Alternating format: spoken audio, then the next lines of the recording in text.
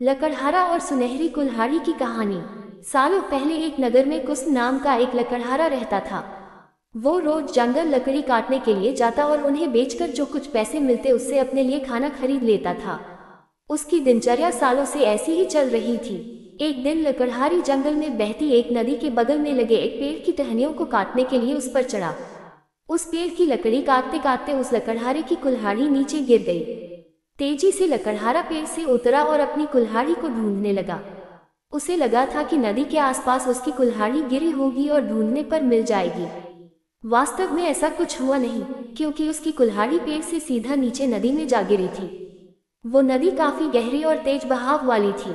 आधे से 1 घंटे तक लकड़हारा अपनी कुल्हाड़ी को ढूंढता रहा, लेकिन जब लकड़ी नहीं मिली तो उसे लगने लगा कि अब उसकी कुल्हाड़ी उसे कभी वापस नहीं मिलेगी।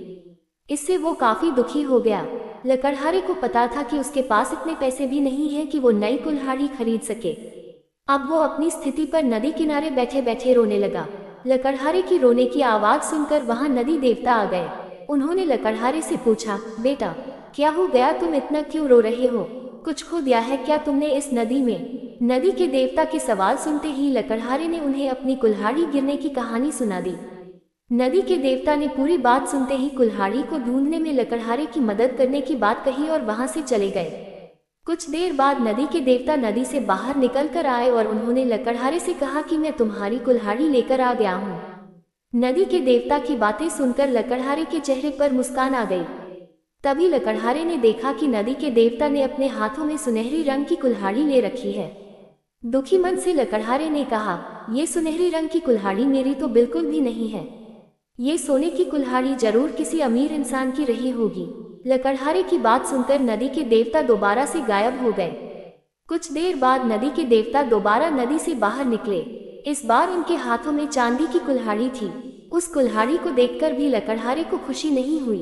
उसने कहा कि ये भी मेरी कुल्हाड़ी नहीं है, ये किसी दूसरे इंसान की कुल्हाड़ी होगी।